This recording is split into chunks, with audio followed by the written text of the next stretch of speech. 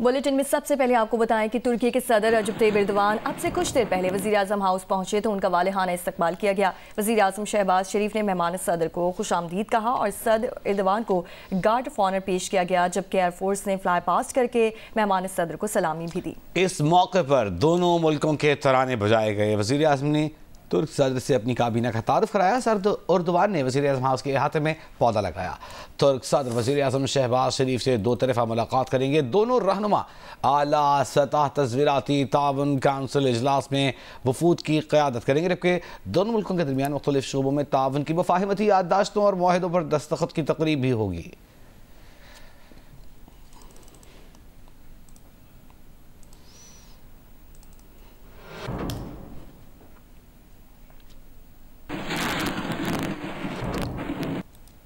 इससे पहले तुर्किया के सदर रजब तैयब एर्दोगान 2 रोज़ा दौरे पर जब पाकिस्तान पहुंचे तो उनका शानदार इस्तकबाल किया गया। मेहमान रजब तैयब एर्दोगान आला सतह वफ़द और खातून अव्वल का इस्तकबाल इस्लामाबाद एयरपोर्ट पर सदर वज़ीर आज़म और दीगर आला हुक्काम ने किया। तुर्क सदर के तैयारे को पाक फ़ज़ाइया के तैयारों ने प्रोटोकॉल के तौर पर स्क्वाड्रन किया। मिलिट्री बैंड ने भी रिवायती अंदाज में तुर्क सदर का बाकायदा इस्तकबाल किया। मौसस मेहमान को 21 तोपों की सलामी दी गई। वज़ारत इत्तलात और नशरियात ने तुर्की के सदर के लिए खैर मक़दमी नगमा भी जारी किया है। आपको बता रहे हैं कि रजब तैयब एर्दोगान आला सतह वफ़द और खातून अव्वल का इस्लामाबाद एयरपोर्ट पर इस्तकबाल किया गया। तुर्क सदर के दौरे पाकिस्तान के सिलसिले में बात करेंगे। हमारे साथ मौजूद हैं तुर्की में पाकिस्तान के साबिक़ सफ़ीर और director centre for aerospace and security studies Lahore Haroon Shaukat साहब। जी हारून शौकत साहब, बहुत शुक्रिया आपके वक्त का। ये कहिएगा कि तुर्की के सदर का मौजूदा दौरा कितना अहम है और इस दौरे से पाकिस्तान को क्या फ़ायदा होने वाला है?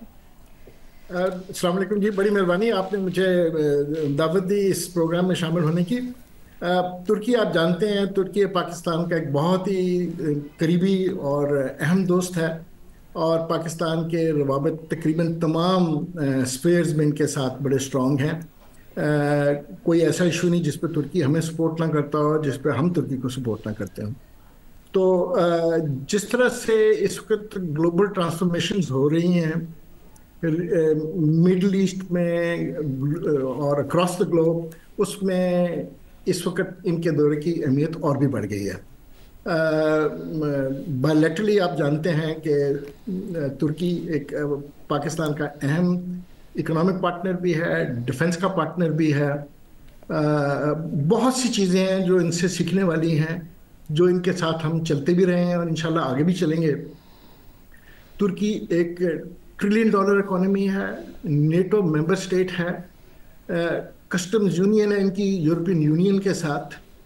तो ये एक बड़ी एडवांटेजस पोजीशन में है और आप देखते हैं कि मिडल ईस्ट के खित्ते में भी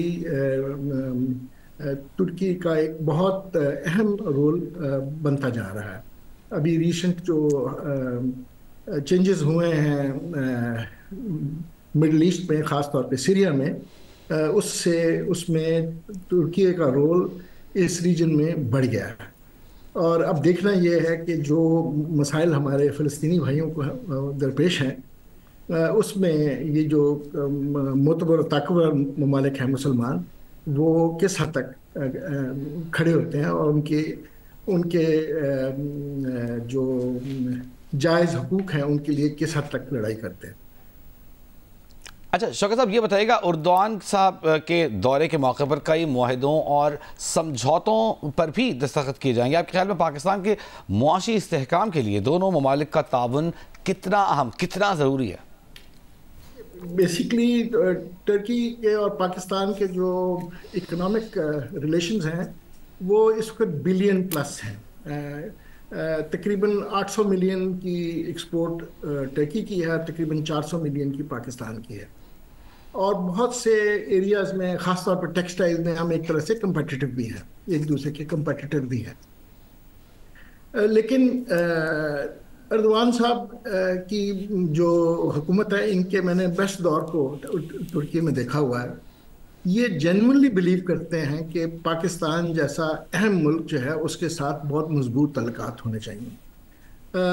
हमारी मईशत इस वक्त मुश्किलात में है और टर्की उन ममालिक में से नहीं है जो असिस्टेंस डोल आउट करते हैं, लेकिन इनके साथ हम तिजारती और इन्वेस्टमेंट रवाबित मजीद बढ़ा सकते हैं। अभी भी अगर आप देखिए तो तकरीबन 1 बिलियन प्लस इनकी इन्वेस्टमेंट्स हैं पाकिस्तान में।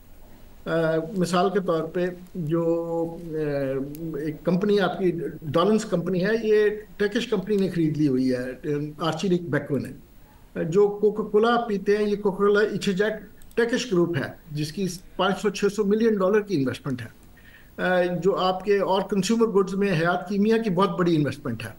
और एक ज़माने में ये जो लाहौर शहर में और दूसरी इस्लामाबाद में मेट्रो बसेस और सॉलिड वेस्ट मैनेजमेंट में भी इनका बड़ा रोल था। असल में टर्की ने बहुत से मसाइल को खुद हल किया और वो हमारे जैसे मुल्क के लिए एक बेहतरीन एग्जाम्पल है। इनकी SME जो स्मॉल एंड मीडियम एंटरप्राइजेस हैं, इनकी अर्बन डेवलपमेंट, ठीक है, अर्बन डेवलपमेंट ख़ास तौर पे अगर आप देखिए कि इन्होंने अर्बन डेवलपमेंट जो एक बहुत बड़ा डेवलपमेंटल इशू होता है, इसको इन्होंने अपनी डेवलपमेंट का हिस्सा बना लिया। बिल्कुल।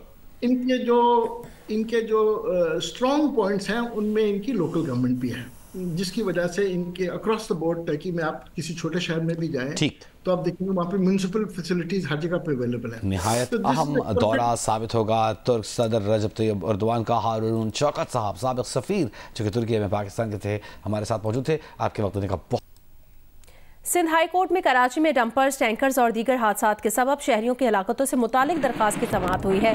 जस्टिस आगा फैसल ने रिमार्क्स दिए कि रोजाना खबरें आती हैं कि हैवी ट्रैफिक दिन के वक्त शहर में दाखिल नहीं हो सकता। इक़दाम करना तो एग्जीक्यूटिव की जिम्मेदारी है, अदालत कैसे मुदाखलत कर सकती है?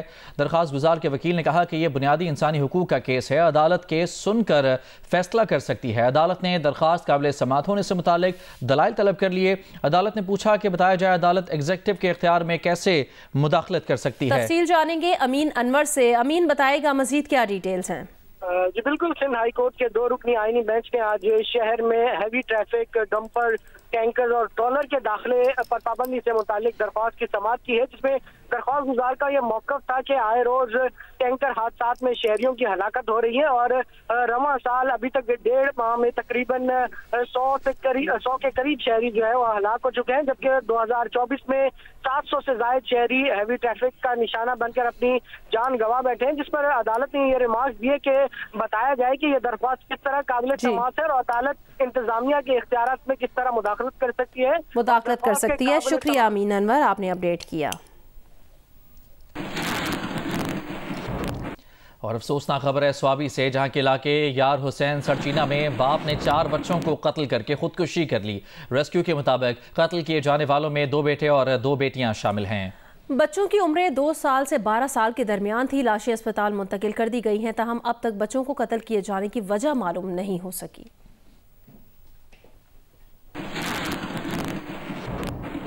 और अफसोसनाक खबर है स्वाबी से, जहां के इलाके यार हुसैन सरचीना में बाप ने 4 बच्चों को कत्ल करके खुदकुशी कर ली।